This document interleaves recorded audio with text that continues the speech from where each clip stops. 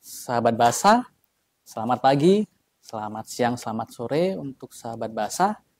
Pada kali ini kita akan berbincang santai dengan Ibu Elis. Ibu Elis Tiati yang sekarang menjadi Kepala Balai Bahasa Provinsi Bali, yang sebelumnya adalah Kepala Balai Bahasa Provinsi Nusa Tenggara Timur. Ya, awal mulanya adalah Ibu Elis ini seorang staf teknis dari kantor Balai Bahasa Provinsi Kalimantan Tengah yang ditugaskan, diamanahkan untuk menjadi kepala kantor Balai Bahasa Provinsi Nusa Tenggara Timur pada bulan Juni 2022 ya Ibu? Betul. Ya. Tanggal 3 ya saya berada Tanggal di sini. 3 ya Ibu. Ya. Pastinya ada momen, ada pengalaman yang pasti dirasakan Ibu Elis. Ya. Kita agak sedikit bincang-bincang santai ya Ibu. Ya. Oke. Jadi bagaimana perasaan Ibu setelah tahu bahwa Ibu dipindahkan atau diamanahkan untuk menjadi Kepala Balai Bahasa Provinsi Bali? Bagaimana Ibu perasaannya?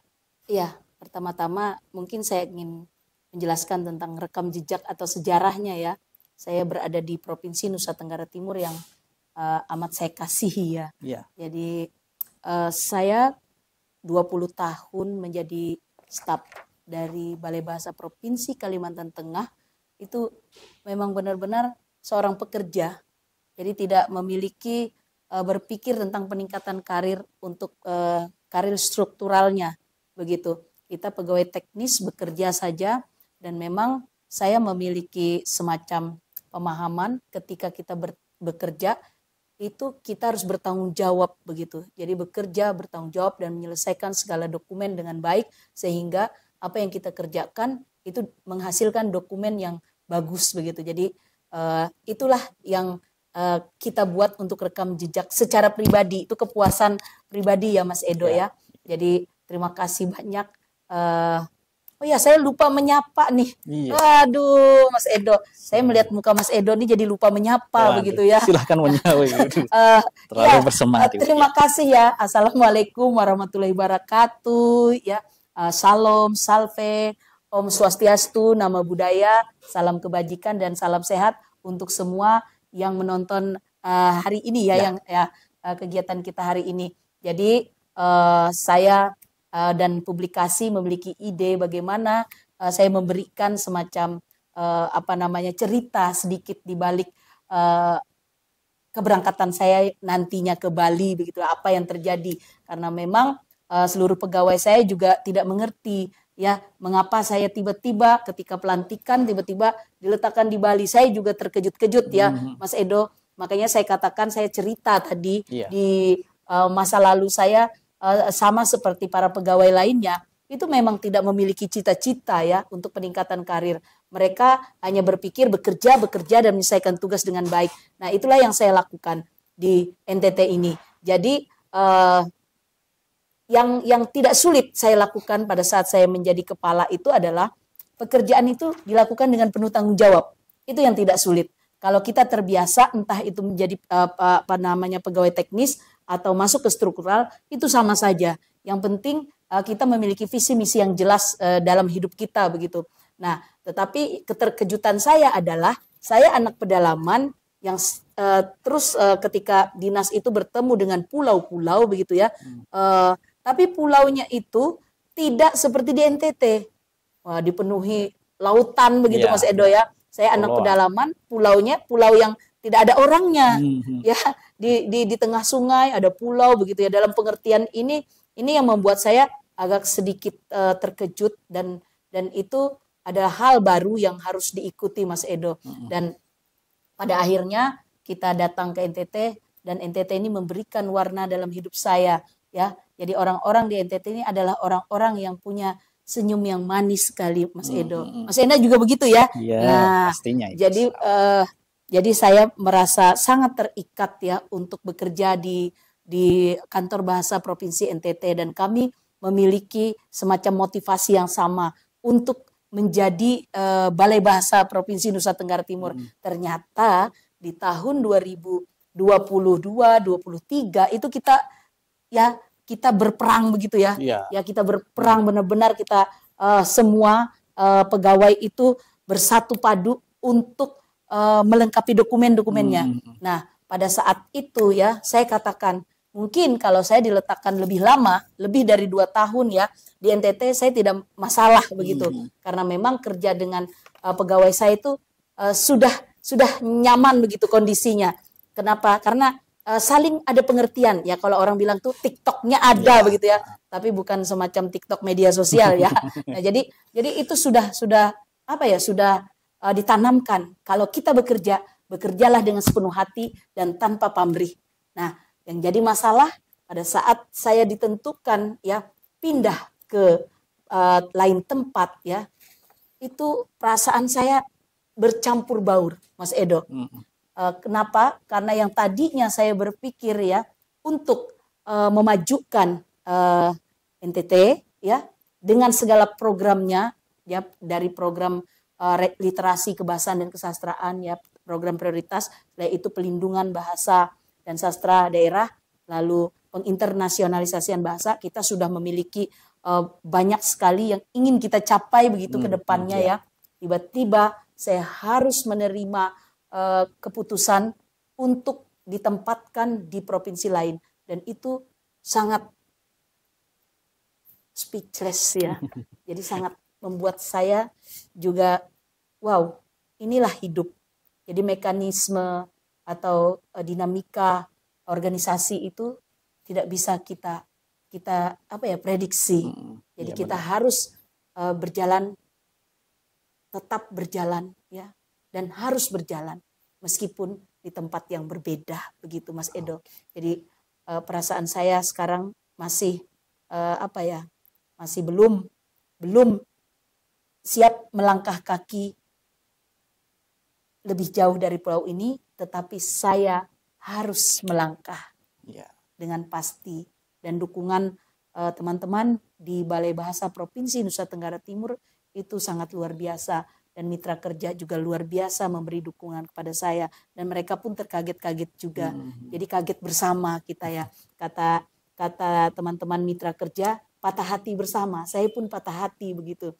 Tetapi hidup harus terus berjalan. Begitu Mas Edo. Seperti tadi Ibu bilang, hidup terus selalu akan berjalan ya. Walaupun Ibu sebagai anak pedalaman yang tiba-tiba langsung ke NTT yang banyak pulau, tapi Ibu menemukan semua keunikan di sini ya Ibu. Wah, sangat. Salah satu keunikan yang mungkin bisa diceritakan tuh apa Ibu? Ya, yang paling unik adalah penggunaan tenun ya. Saya orang yang apa ya, jarang menggunakan kain begitu ya, atau kebaya, tetapi sampai di NTT saya harus memiliki baju adat ya, kain, dan itu kain itu yang apa ya, yang paling istimewa ketika dililitkan itu saya merasa menjadi orang NTT. Jadi sebenarnya apa ya, ada hal yang baik begitu ketika kita sebagai orang luar masuk dan kita menemukan budaya di tempat tersebut dan kita ikut melaksanakan budaya itu semacam membuat kita di mana bumi dipijak, disitulah adat dijunjung begitu. Kita seperti bercampur baur Mas Edo. Mungkin Mas Edo juga merasakannya ya, ketika kita menggunakan sarung NTT, itu kita merasa sangat dekat sekali, sangat lekat sekali, seperti sedarah rasanya ya. Nah itu pertama. Yang kedua adalah budaya cium hidung. Ya, cium hidung itu sangat berkesan untuk saya, dan itu masuk ke dalam penilaian diri saya ya Mas Edo. Dan itu luar biasa. Pertama kali saya cium hidung itu, saya tidak menerima begitu. Kenapa? Karena memang dari Kalimantan Tengah sendiri ya, budaya kami itu bersalaman, paling berpelukan, setelah itu tepuk-tepuk punggung ya, dan itu biasa saja. Tetapi di NTT ini ada hal yang sangat istimewa, cium hidung. Dan cium hidung itu pun tidak sembarang orang ya. Kalau orang membuka hati dan merasa kita itu luar biasa untuknya, istimewa, dan seperti ada kedekatan, ya, itu baru cium hidung. Ya. Tetapi kalau kita tidak memiliki kedekatan, orang akan bersalaman saja. Jadi berbahagialah yang datang ke NTT dan merasa diistimewakan ya, itu dengan cium hidung. Jadi itu yang mungkin lama saya lakukan untuk semacam apa ya, menyiapkan diri untuk budaya cium hidung itu, Mas Edo. Jadi itu budaya yang sangat sangat mengharukan saya, seolah-olah dimanapun saya berada, ya, itu seluruh orang NTT itu adalah keluarga saya. Itu yang membuat saya betah di Provinsi Nusa Tenggara Timur itu. Jadi budayanya merekat kuat ya di dalam hati sanubari saya sebagai pendatang begitu. Dan saya merasa dari tanah inilah doa-doa dan berkat serta kasih orang kepada saya luar biasa. Nah, saya sampai ke Bali pun mungkin ini dari doa-doa dari teman-teman, dari masyarakat supaya saya bisa kuat, termotivasi ya. Dan akhirnya apa? Saya jadi ingat satu pesan dari film The Nanny ya. The Nanny kalau Mas Edo juga menonton. Jadi pesannya itu begini. Ketika engkau memerlukanku tetapi tidak membutuhkanku, maka aku akan ada untukmu. Tapi pada saat pada saat engkau membutuhkanku tapi tidak memerlukanku, maka aku harus pergi. Mungkin begitu apa terbalik ya. Jadi ketika kamu membutuhkanku tapi tidak menginginkanku, maka aku akan ada untukmu. Tapi ketika engkau menginginkanku tetapi tidak membutuhkanku, maka aku tidak akan ada di sisimu atau aku akan pergi dari sisimu. Karena aku harus pergi. Nah disitulah saya mungkin memang harus pergi karena apa? Karena pegawai yang ada di Balai Bahasa Provinsi NTT ini sudah menjadi orang-orang kuat dan orang-orang hebat. Jadi itu yang saya banggakan ya. Jadi saya senang sekali dan mudah-mudahan mitra kerja juga bisa bekerja sama dengan mereka. Karena setiap tamu yang datang ke kantor ini saya katakan pimpinan akan pergi kemana saja selama 2 tahun ya, itu akan pergi. Tetapi ya pegawai yang ada di Balai Bahasa Provinsi NTT ini tidak akan pernah pergi dengan jangka waktu yang panjang. Jadi mari lebih berkolaborasi, lebih berkomunikasi dengan pegawai dari tiap tim KKLP kalau punya kita ya. Jadi tim KKLP itu kelompok kepakaran dan layanan profesional. Itu pesan saya kepada setiap mitra kerja. Makanya kalau ada tamu, Ibu bawa semua pegawai ya untuk mendampingi agar mengerti mana yang harus diurus, mana yang ini atau tidak. Karena apa? Karena Ibu hanya sebagai pengawas dan menjalankan tugas ya untuk menata dan sebagainya lah. Begitu Mas Edo. Menarik ya. Sama-sama perantau ya. Saya pun juga perantau. Kan Ibu dari Kalimantan, Dayak, saya dari Jawa. Terkait dengan yang itu, cium hidung itu Bu, sama Bu. Jadi pengalaman pertama saat mau cium hidung kagok lah pastinya Ibu. Ya itu yang membuat kita kan tidak pernah begitu ya. Iya, makanya kita harus apa ya, ibaratnya harus melihat, harus beradaptasi. Iya, kan? Saya jadi terpikir begini, Mas Edo, apakah kita yang tidak terlalu dekat dengan keluarga ya? Kenapa? Karena memang saya juga seperti Mas Edo, saya bingung dicium orang yang tidak saya kenal, begitu ya. Tetapi ternyata bukan itu maknanya. Kita diterima, kita berterima, dan kita dianggap saudara, begitu. Bagaimana perasaan Mas Edo juga? Iya, jadi di sini walaupun sebagai perantau ya Ibu, kita merasa menjadi saudara ya, satu saudara gitu. Jadi betah ya? Iya, betah Ibu. Jadi saat kita kumpul dengan teman-teman yang di NTT jadi seperti saudara. Satu lagi Ibu pasti selalu bicara ini soal tarian. Nah, tarian kan pasti kalau di tempat kita di Kalimantan, di Jawa kan memang jarang untuk melakukan tarian-tarian. Tapi kalau di sini pasti langsung ada tarian itu Ibu. Itu, saya juga tadi mau ungkapkan itu Mas Edo, cuman cium hidung terlalu kuat ya. Saya itu ya lahir dan besar dari anak pencinta seni ya. Papa saya pelatih tari. Tetapi tarian Dayak itu tidak mudah untuk dilakukan dan saya akhirnya tidak memilih untuk menari. Tapi saya tahu cara menari tapi tidak untuk menari begitu ya. Nah, sesampai di NTT saya menyesal. Kenapa saya tidak jadi penari dulunya? Ya, kenapa? Karena dalam setiap kegiatan, dalam setiap pesta, dalam setiap usai kegiatan, semua orang NTT bergembira ria dengan berdansa, dengan menari, dan itu yang membuat saya harus lebur juga. Dan pertama kali itu pinggang saya sakit Mas Edo karena jalannya ada tempat ya ke kiri. Terus saya tanya dengan ibu, kapan kanannya Bu? Enggak, ini ke kiri. Jadi kita mutar ke kiri. Itu saya sempat pincang juga ya. Jadi itulah. Tapi setelah beralih ke pulau lain lagi dengan tarian yang beda, oh ini ke kiri dan ke kanan begitu ya. Setelah itu kaki itu, jadi kaki melangkahnya lebih cepat, dan orang-orang NTT itu saya pikir dengan tarian itu mengambil makna atau filosofi bahwa orang NTT itu bergerak cepat begitu ya. Jadi orang NTT itu penuh semangat karena dari tarian, dari lagunya itu tidak pernah membuat kita sedih, betul tidak? Iya, benar. Sangat semangat mereka. Ya, luar biasa. Itu mungkin salah satu kesan yang akan dibawa Ibu ya pastinya. Waduh, saya akan bawa terus sampai mungkin sampai akhir dunia ini, begitu ya. Karena setiap tempat punya budaya sendiri. Betul, gitu. betul. Oke, Ibu kan dan dimulai karir itu dari tahun berapa kalau boleh? Saya 2001, 2001 ya, sampai tahun 2025 ini ya. Iya. Jadi 24 tahun. Betul. Ya 24 tahun kurang lebih lah. Itu sudah berkarir hingga menjadi kepala. Nah, inspirasi, siapa yang menginspirasi Ibu dalam hal bidang sastra atau kebahasaan atau selama meniti karir ini, Ibu? Oh iya. Apakah ada dan itu siapa? Jadi itu sebenarnya ya keterdesakan ya.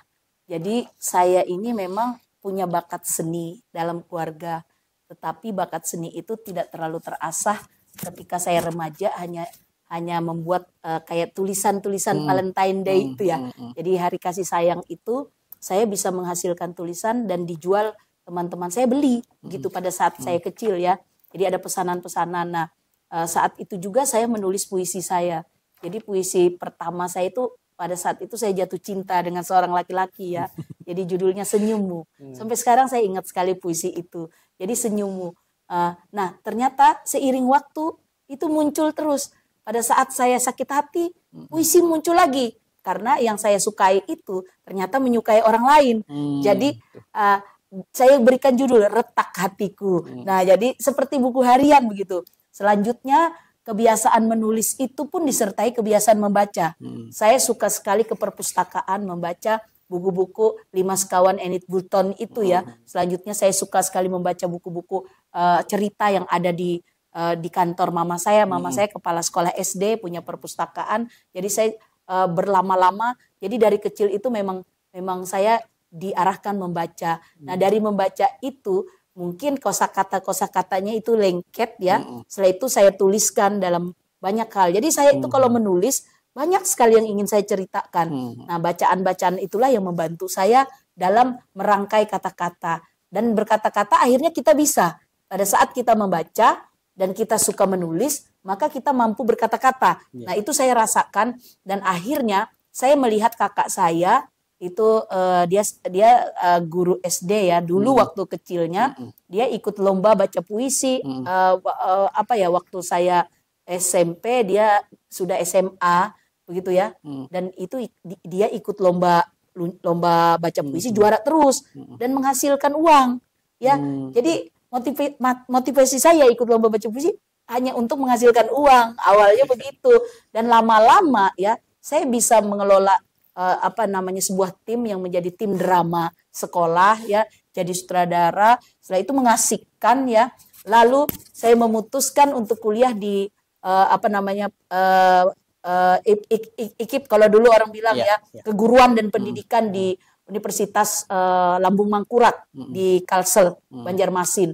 Dan di situ juga saya banyak ikut kegiatan-kegiatan seni ya, tapi lebih banyaknya saya masuk kepada penyutradaraan juga, membantu teman-teman juga untuk properti segala macam. Jadi banyak hal yang saya lakukan, dan pada saat selesai kuliah berapa tahun kemudian ya, saya dapat PNS 2001 di Kantor Bahasa Provinsi Kalimantan Tengah, dan satu pun tidak ada penyuluh sastranya. Jadi keterdesakannya akhirnya saya masuk ke situ. Karena saya pikir ya, alangkah baiknya kita menggali bakat kita. Karena dari bakat itulah maka kita akan berkembang.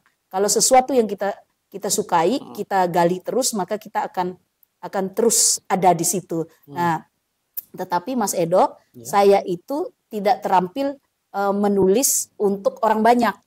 Jadi saya jadi pelatihnya. Jadi di Balai Bahasa, jadi di Kantor Bahasa Provinsi Nusa Tenggara Timur, saya melatih orang menulis puisi, melatih orang menulis cerpen, sampai pada saatnya menjadi Balai Bahasa ya. Dan itu akhirnya terasah, dan banyak siswa yang guru juga menang, itu menang bukan hanya di tingkat daerah tapi nasional. Ya. Jadi itu terpupuk lah. Jadi menurut saya Allah bisa karena biasa itu pasti begitu ya, terbiasa. Terbiasa. Jadi bukan karena memang saya ingin, tidak. Jadi itu saya pikir dengan bersastra itu dunia ini akan indah, Mas Edo. Matahari aja kalau kita tulis, matahari itu kan bersinar nyarak ya. Ya. Tapi kalau hati kita senang, maka kita akan mengandaikan dia, ya, jiwaku seperti matahari. Begitu kan? Biasa. Sinarnya menerangi hidupku. Aku tidak mau sepi. Aku tidak mau kegelapan. Aku hanya ingin matahari. Matahari, jadilah perkasa. Karena aku ingin perkasa seperti matahari. Nah, hal-hal seperti itu indah sekali menurut saya ya. Ibu. Begitu. Biasa ya. Itu ya. Jadi memang Ibu Elis ini memang suka bersastra ya. Jadi setiap penyuluhan apapun itu pasti akan menyelipkan sastra Ibu. Iya. Mengajarkan peserta, Iya. baik guru, baik siswa untuk bersastra. Karena memang sastra akan selalu menampilkan atau menghasilkan sesuatu yang indah ya Ibu. Betul. Kemudian ini Ibu, selama perjalanan karir ini ya Bu, sampai saat ini ya. Jadi apa sih nilai yang Ibu pegang sehingga bisa sampai ke tahap ini Bu? Nilai apa yang dipegang Ibu? Ya, tentunya nilai moral ya, akhlak begitu. Saya berpegang pada integritas itu nomor 1. Jadi teman-teman yang mungkin menonton ini ya, memang tidak mudah untuk membuat integritas itu stabil ya. Tapi kalau memang kita terbiasa disiplin waktu, setelah itu kita terbiasa tidak ingkar janji, ya, kita cermat ya. Setelah itu kita juga disiplin itu modal utama itu. Jadi integritas itu. Jadi nilai yang memang saya pegang. Selanjutnya nilai kemanusiaan juga, sosial juga ya. Karena mengapa tidak mudah bekerja di NTT? Kenapa? Karena tidak semua tempat itu nyaman. Ya, ada tempat-tempat ketika kita melihat itu anak-anak misalnya tidak pakai sepatu, Mas Edo. Hati saya tuh sangat terharu begitu. Nanti saya mencatat anak-anak itu berapa nomor sepatunya lewat guru dan saya bagikan sepatu pada saat saya datang lagi begitu. Jadi nilai kemanusiaan saya untuk berbagi itu muncul pada saat di NTT. Kalau dulu di Kalimantan Tengah ya, saya itu suka membagikan semacam ini rezeki saya ke teman-teman. Sebentar-sebentar saya masak begitu. Sebentar-sebentar saya masak ya. Kenapa? Bagi saya ada rezeki orang lain yang masuk ke dalam rezeki saya. Dan mungkin ya ketika saya berbuat seperti itu dosa-dosa saya terampuni ya. Jadi saya tidak terlalu banyak memikirkan hal ya. Karena bagi saya pada saat di perjalanan hidup saya belum tentu apa yang kita lakukan itu juga disenangi orang lain ya. Jadi mudah-mudahan dengan saya berbagi begitu, dengan saya lebih memikirkan orang lain, mungkin saya dikasihani Tuhan. Nah itulah yang membuat saya mampu bertahan meskipun keras kehidupan yang saya jalani itu. Begitu Mas Edo. Ya, pasti itu berpengaruh terhadap kerja tim di sini ya Ibu. Ibu selalu menekankan untuk nilai integritas dalam organisasi ya Bu. Betul. Yang membuat kita bisa sampai ke tahap ini ya, menjadi Balai Bahasa Provinsi Nusa Tenggara Timur. Lalu saat memimpin di sini Bu, itu tantangan yang Ibu hadapi selama memimpin di sini apa? Tantangan yang paling terima kasih Mas Edo. Ini sepertinya kilas balik ya. Tantangan terberat saya itu adalah membuat tim ini solid. Kenapa? Karena pertama itu SDM-nya. SDM itu kurang begitu ya. Sumber dayanya pertama kurang, orangnya, jumlahnya. Yang kedua adalah kemampuannya. Tidak merata. Karena sejak perpindahan peneliti ya ke BRIN itu juga kita terimbas. Ada berapa orang yang pindah begitu. Nah, itu yang membuat saya juga sangat berat begitu ya untuk membuat posisi pegawai itu jadi seimbang. Maka dari itu saya lakukan gerakan coaching dan mentoring. Jadi pengimbasan. Saya mengajar juga untuk internal dulu. Buat apa saya bekerja memperhatikan eksternal kalau di dalam tidak kuat begitu ya. Nah, itu luar biasa Mas Edo. Kenapa? Karena ada kaum milenia, ada yang masih yang tidak milenia begitu ya. Itu dihadapkan tidak sama. Nah, akhirnya saya berjuang agar para milenia ini melebur. Kenapa? Karena milenia ini kan keasikan di dunia laptopnya itu tidak akan menyentuh sosial kultural orang lain gitu ya. Jadi dia tidak apa ya, tidak terlalu mau berinteraksi begitu. Nah, itu saya menumbuhkan itu, jadinya saya seperti ibu yang cerewet ya. Nah, akhirnya saya menjadikan diri saya ibu untuk semua orang. Ya, saya bisa kalau saya marah itu saya tegur begitu ya. Saya katakan saya ini sayang dengan kalian begitu ya. Jadi ayo jangan cuman pegang laptop saja. Nah, terus kedua, yang senior pun itu keasikan ya.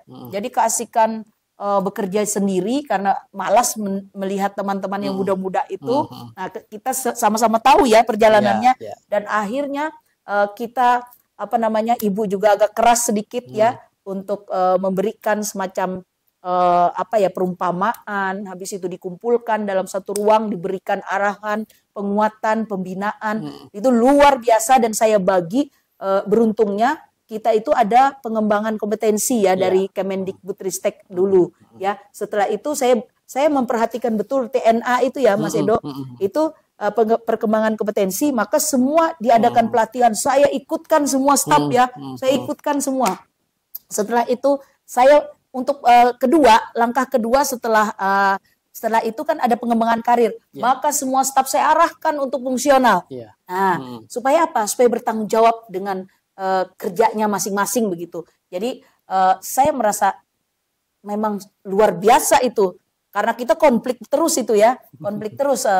Jadi kalau penonton melihat bahwa kami bisa naik jadi balai bahasa itu sepertinya biasa saja, itu tidak seperti biasanya.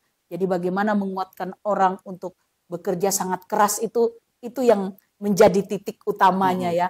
Dan akhirnya bisa. Itu yang saya senang sekali ya. Kedua, tantangan terberat adalah kita tidak memiliki gedung ya.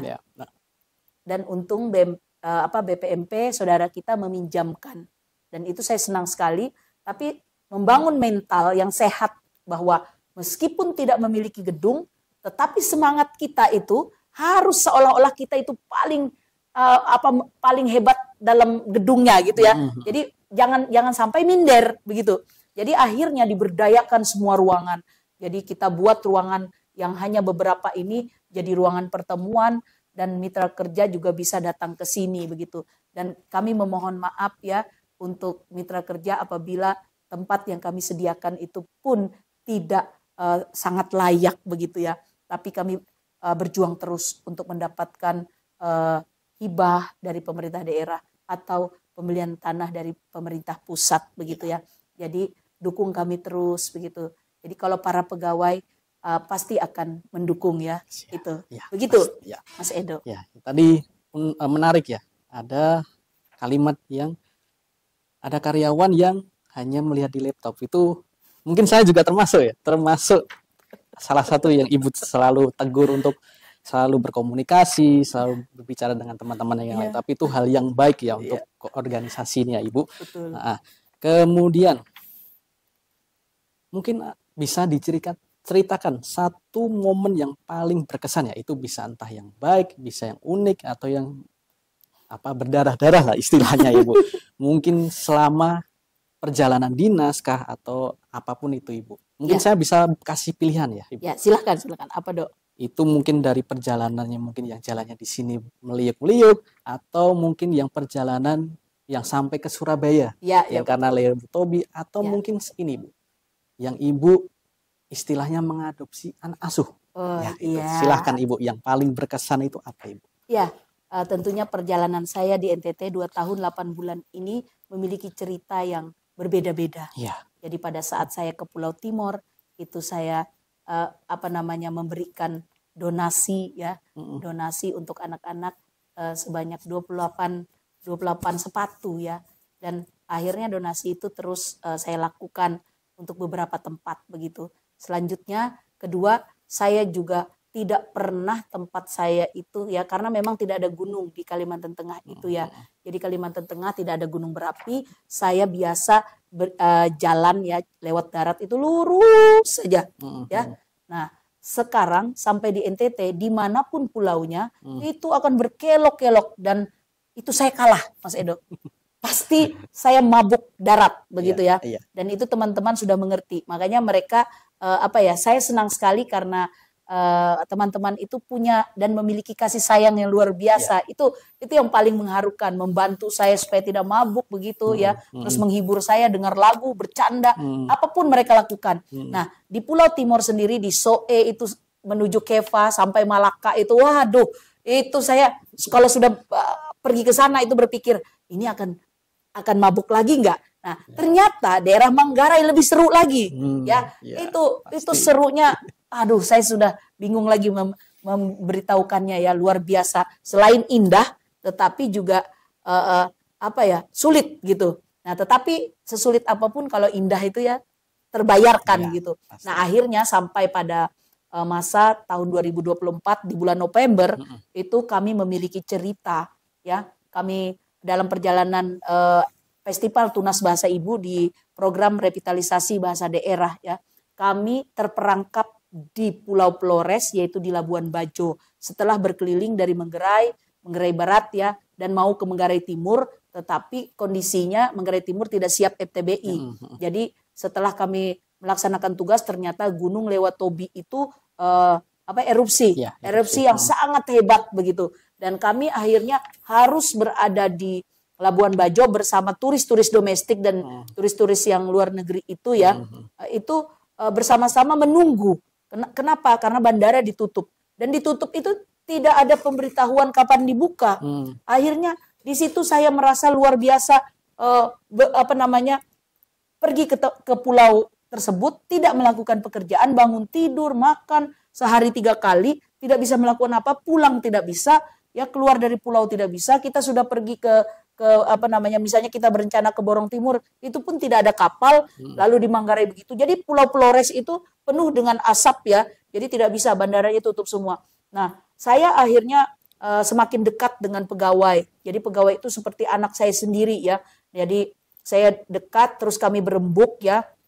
Di situ bagaimana caranya kita keluar, karena kalau lama-lama negara tidak akan tanggung kita nih ya. Kami berpindah tempat dari hotel yang satu karena terlalu mahal, pindah lagi. Jadi kita sudah melakukan efisiensi itu dari dulu ke hotel yang biasa. Lalu kami bertiga satu kamar itu ya, itu kenangan yang luar biasa. Saya sebagai kepala itu tidak merasa malu begitu ya, berkumpul atau tidak merasa sungkan. Mereka saja mungkin sungkan sama saya, atau saya tidak merasa lebih tinggi dari mereka. Kami bertiga sekamar begitu karena kondisi keuangan kami juga sudah menipis ya, yang dibawa itu sedikit karena memang kita berkegiatan daerah itu kan membawa yang memang ingin dipakai atau digunakan gitu. Nah, beberapa hari ya mungkin seminggu itu kita akhirnya memutuskan untuk naik kapal. Ternyata naik kapal itu tidak bisa ke Sumba ya, ke Sumba Timur atau ke NTB. Itu tutup semua. Jadi akhirnya perjalanan itu adanya ke Surabaya ya. Akhirnya saya dengan beberapa teman ya, berapa itu 6 orang begitu, kita naik kapal memutuskan untuk naik kapal 30 jam ke Surabaya.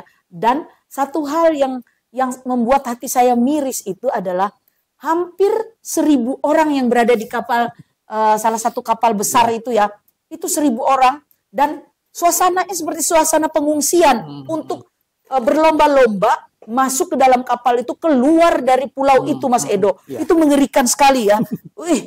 Kami harus menunggu bus ya dari penantian kami yang sudah berada di dermaga itu ya. Di kantor itu panasnya, tidak ada perlindungan, panas matahari, harus berdiri, dan saya kalah terus ya untuk naik ke bus itu, mengalah. Dan pegawai saya namanya Pepa, terima kasih atas cintanya kepada ibu, dia menunggu saya sampai membawa saya masuk ke dalam bus itu. Kenapa? Karena kalah itu orang itu ketika terdesak memang tidak saling menolong. Itu saya diginiin ya, saya mundur terus. Kata Pepa, ayo Bu maju. Bagaimana maju ini Pepa? Pepa itu di belakang saya. Akhirnya 3 kali kami baru dapat bus ya. Itu sudah keberapa? Itu udah panas, merah semua muka ya. Jadi Pepa menunggu bersama saya, dia tidak pergi. Teman yang lain mencari kamar. Jadi kita udah bagi tugas itu. Dan itu luar biasa Mas Edo. Luar biasa ya. Itu saya menangis pada saat masuk bis dan masuk kapal. Kenapa? Karena tidak pernah mengalami masa seperti itu. Selanjutnya yang sulit lagi adalah ya, kami harus naik 30 jam. Sementara di kapal itu juga kondisinya kami harus dengan semua orang itu berkumpul. Jadi kita hanya disediakan dipan loteng-loteng itu ya. Itu perjalanan yang membuat saya, oh ini rasanya seperti di pengungsian gitu ya. Nah, sampai Surabaya 30 jam tidak mudah ya. Karena saya memang hanya, saya kedua kali naik kapal dulu dari Kalimantan Tengah menuju Surabaya ya. Tetapi ini dari Labuan Bajo yang harusnya kami berwisata, malah kami harus pergi dari Labuan Bajo sebagai pengungsi begitu ya. Nah, sampai di Surabaya, saya berterima kasih kepada Kepala Balai Bahasa Jawa Timur ya, Ibu Umi, yang mempersilahkan kami untuk beristirahat di mesnya. Ya, itu terima kasih luar biasa karena kami memang waktu itu anggaran kami tidak ada ya, dan dijemput ya, dibawa ke mes itu. Setelah itu kami dijamu untuk makan juga, tapi kami bayar sendiri ya. Kenapa? Karena memang anak-anak bilang, sudah Bu, kita bayar saja begitu ya. Karena mereka tidak terbiasa. Padahal saya bilang tidak apa-apa ya, tapi mereka bilang sudah, kami bayar sendiri-sendiri begitu. Nah, itu yang luar biasa ya. Jadi menjadi PNS itu tidak mudah. Karena memang fasilitas itu kan juga uang negara ya. Jadi anak-anak bilang, ya itu karena ditanamkan integritas, akhirnya begitu Mas Edo ya. Nah, sampailah kami besoknya pergi dari Surabaya menuju Kupang, dan itu melegakan sekali. Terima kasih untuk Mbak Ari juga ya, yang sudah memberikan kasih sayangnya ya, dengan menyiapkan segalanya, itu luar biasa sekali. Dan anak-anak saya ya, ini belajar bagaimana caranya menghadapi tamu yang memang harus dijaga begitu ya, sama seperti mereka menjaga kami, dan kita keluarga besar Badan Bahasa, jadi harus saling tolong menolong. Terima kasih Bu Umi, terima kasih Mbak Ari, dan terima kasih untuk teman-teman Balai Bahasa Provinsi Jawa Timur. Ya, unik ya, cerita yang sangat berkesan ya tentunya Ibu. Luar biasa. Dari yang ya, satu lagi ya Bu, kalau boleh ya. Oke, silakan Ibu. Saya juga dalam perjalanan bekerja sebagai Kepala Kantor Bahasa Provinsi NTT, juga saya mengangkat seorang anak asuh ya, dari Sumba Timur, dan sekarang anak itu sudah kelas 2 SMA STM ya. Jadi kenapa, kalau ditanya kenapa, saya nekat saja ya. Ya, saya tidak tahu, itu sebuah panggilan, dan saya sekarang ke Bali, mudah-mudahan anak itu tetap rajin sekolah ya.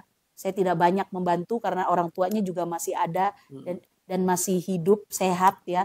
Jadi kalau memang nanti anak itu mau sekolah ya, dan punya apa ya, semangat untuk punya pendidikan tinggi, saya akan menyekolahkannya. Itu hal yang ingin saya lakukan untuknya gitu. Jadi saya membantu juga karena cinta masyarakat NTT itu luar biasa kepada saya begitu ya. Itu Mas Edo. Luar biasa tentunya Ibu, cerita yang dibawa dari NTT. Dari anak Dayak, suku Dayak, kemudian ke sini dengan membawa cerita yang akan dibawa ke Bali, itu luar biasa Ibu. Kemudian nih saya ingin bertanya lagi Ibu. Selama memimpin, kita melaksanakan program-program ya, tentunya program dari Badan Bahasa. Selain itu, apakah ada program lain yang Ibu jalankan untuk Balai Bahasa Provinsi Nusa Tenggara Timur? Bisa dijelaskan? Iya, jadi program kita, program prioritas itu sudah terlaksana, dan mudah-mudahan tetap terlaksana ya, meskipun kondisinya sekarang itu efisiensi ya, tapi kita akan terus melakukan koordinasi dengan pemerintah daerah, dengan komunitas ya, dengan pendidik juga dengan siswa. Jadi mudah-mudahan literasi, revitalisasi bahasa daerah tetap berjalan. Bantu kami, mitra kerja kami di daerah ya. Karena apa? Karena Balai Bahasa Provinsi Nusa Tenggara Timur tidak akan bisa melangkah tanpa bantuan mitra kerja, begitu ya. Nah, program yang saya lakukan itu LIBAS ya. Nah, layanan bahasa. Jadi LIBAS itu adalah layanan keliling bahasa dan sastra.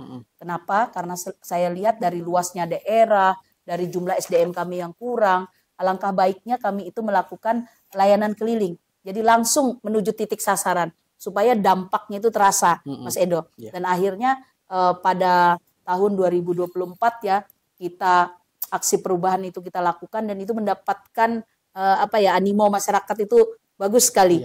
Jadi Pemda waktu itu kita di Kabupaten Kupang ya, dan kami akhirnya itu menaikkan UKBI kita ya. Jadi sekarang anak-anak terbiasa berkeliling ke sekolah-sekolah mencari memfasilitasi UKBI, setelah itu literasi, RBD ya. Jadi LIBAS itulah yang saya jalankan.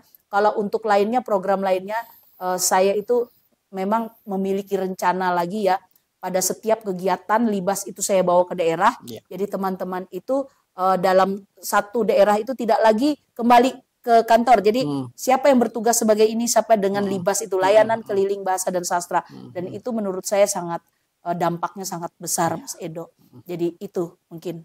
Oke, Ibu. Ya, itu ya. Jadi salah satunya tuh LIBAS ya. Jadi bukan layanan keliling bahasa dan sastra yang telah Ibu rancang ya, sudah berjalan dengan baik.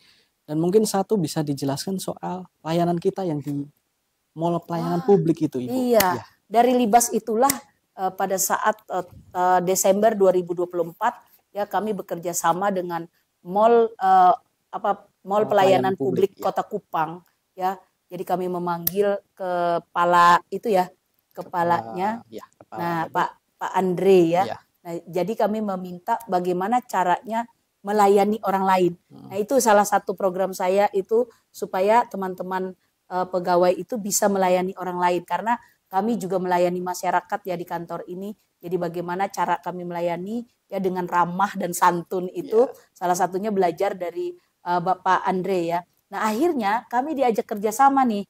Kerjasama bagaimana kalau Balai Bahasa itu ada di mall itu, di salah satu mall itu. Nah, saya rancanglah satu aksi itu bersama teman-teman ya, tim kita ya, tim yang luar biasa ini, tim solid kita ya. Kita masuk lewat di Pembahu ya, Pembinaan Bahasa dan Hukum. Jadi kami membuka klinik bahasa dan sastra sekarang ya. Klinik bahasa itu di Mall Pelayanan Kota Kupang, dan masyarakat datang ke sana animonya cukup bagus ya. Jadi kami itu ada seperti klinik-klinik yang lain, ada klinik akuntan ya, lalu klinik pelayanan pajak ya. Setelah itu pelayanan dari mana itu, dari kepolisian ya untuk pembuatan SIM segala macam ya. Nah, jadi kami masuk salah satunya di situ. Nah, itu aksi yang kami lakukan dari LIBAS itu. Jadi kami diberikan tempat ya di klinik bahasa dan sastra dari fasilitasi Balai Bahasa Provinsi Nusa Tenggara Timur, dan teman-teman bergantian untuk datang ke sana menjadi salah satu narsumnya kan Mas Edo ya. Pertama kali bertugas Mas Edo dengan Kak Hanifah itu mendapatkan banyak sekali pasiennya, pasien dokumennya ya, dari dokumen kebahasaan itu, dan mereka harus turun naik waktu itu ya. Kenapa? Karena ruangnya belum disiapkan betul. Nah, sekarang ruangan sudah ada. Jadi orang tinggal datang, misalnya yang sakit adalah dokumen naskah dinas, maka mereka akan memperbaikinya. Begitu pula bahasa hukum ya, kepolisian datang ke sana. Jadi kita arahkan ke sana kan karena kita sudah memiliki tempat di sana. Begitu Mas Edo. Ya, benar. Jadi itu ya merupakan salah satu bentuk layanan kami, yaitu klinik bahasa di Mall Pelayanan Publik di Kota Kupang. Jadi bagi teman-teman sahabat bahasa yang ingin melakukan konsultasi atau mungkin ingin berkunjung ke sana, silahkan bisa datang setiap hari Jumat di Mall Pelayanan Publik di Kota Kupang. Betul. Ya. Mungkin ini terakhir ya, Ibu. Ya, silahkan. Tapi tidak berakhir kan silaturahim kita. Oh, tidak. Ini hanya pertanyaan. Iya, silakan. Oke, Bu. Pesan Ibu untuk ada 3 ini Bu. Ya. Pesan pertama untuk mitra kerja kita, kemudian untuk masyarakat NTT, dan yang terakhir adalah untuk Balai Bahasa Provinsi Nusa Tenggara Timur. Pesan yang ingin Ibu sampaikan untuk 3 ini. Ya. Terima kasih untuk masyarakat dan untuk mitra kerja kami di Provinsi Nusa Tenggara Timur atas dukungannya kepada Balai Bahasa Provinsi Nusa Tenggara Timur. Semoga kita tetap merajut ya, menjalin silaturahim untuk berbagai program kita. Kenapa? Karena tanpa koordinasi kami tidak akan bisa apa-apa ya, karena kita harus memajukan, memartabatkan bahasa, melindungi bahasa daerah ya, dan memartabatkan bahasa Indonesia ya. Tentunya. Jadi itu yang paling penting ya. Dan selanjutnya saya juga mengucapkan berterima kasih yang luar biasa ya untuk bantuannya. Jadi bantuan yang tidak terlihat ataupun terlihat ya. Kalau tidak terlihat semacam doa. Itu luar biasa. Doa dari teman-teman terhadap kami agar kami bisa dikuatkan untuk menjadi balai bahasa dengan berbagai macam fasilitasi, itu luar biasa Mas Edo. Dan saya juga berterima kasih karena para mitra kerja dan masyarakat itu berbondong-bondong datang ke Balai Bahasa Provinsi Nusa Tenggara Timur untuk ya mempergunakan fasilitasi itu dengan baik begitu. Jadi banyak sekali datang ya Mas Edo ya. Dan saya berterima kasih untuk semuanya. Tidak habis-habis saya ucapkan. Mungkin teman-teman akan tahu kata-kata saya ya. Terima kasih untuk matanya yang indah. Terima kasih untuk hatinya yang indah. Dan terima kasih untuk senyumnya. Yang baik, yang indah kepada kami semua. Dan saya pribadi mengucapkan maaf apabila ada hal yang kurang berkenan kepada mitra kerja dan masyarakat NTT pada saat menjalankan program kerja ya. Saya mengucapkan semoga kita masih terus ya menjalin hubungan baik ini. Jadi mohon maaf lahir dan batin ya. Mudah-mudahan kita bertemu lagi di suasana dan tempat yang berbeda. NTT selalu di hati. Ya. Setelah itu kepada pegawai saya, tetap memiliki semangat, motivasi tinggi, dan tetaplah bekerja dengan hati ya. Saya katakan selalu bekerja dengan hati dan tanpa pamrih ya. Kenapa? Karena kita akan membawa pekerjaan kita itu untuk bertanggungjawabkan di akhirat nanti ya. Bekerjalah seperti kita bekerja melayani Tuhan. Itu yang paling penting ya pada saat kita bekerja, dan itu tidak akan lagi terasa lelahnya. Itu ada hal yang harus kita kuatkan bersama-sama. Kita pasti bisa. Jadi mohon dimaafkan atas segala kesalahan saya ya. Sampai jumpa lagi ya di lain waktu di suasana yang berbeda, dan selamat berjuang di Provinsi Nusa Tenggara Timur ya. Baik, seperti yang Ibu Elis selalu katakan, bekerja dengan hati, bekerja tanpa pamrih, karena akan dipertanggungjawabkan kepada Tuhan. Itu yang selalu nilai-nilai atau kata yang selalu diucapkan Ibu Elis kepada kami, pegawai Balai Bahasa Provinsi Nusa Tenggara Timur. Dan demikianlah bincang santai pada kesempatan kali ini. Dan terakhir ya, saya berada di NTT. Siap, Ibu. Jadi maksud saya bincang ini bincang terakhir kita Mas Edo. Tapi nanti kita lewat Zoom juga bisa melakukan bincang ya apabila teman-teman rindu kepada saya dan saya rindu kepada teman-teman. Karena kita masih lingkup keluarga Badan Bahasa. Ya, silahkan. Saya akan merindukan Mas Edo ini dan seluruh teman-teman ya. Tapi tidak bisa kita sebutkan satu persatu karena kenangannya terlalu banyak. 2 tahun 8 bulan itu seperti menghadapi 1 abad Mas Edo. Menghadapi 1 abad apa? Kasih saya kepada kalian semua itu luar biasa. Itu seperti lagu Atmes ya. Ya, luar biasa cinta saya ya. Begitu NTT luar biasa. Ya. Seperti yang Ibu bilang bahwa ini bukanlah bincang terakhir. Hanya saat ini saja. Ya, kita tunggu bincang berikutnya Ibu, walaupun Ibu di Bali.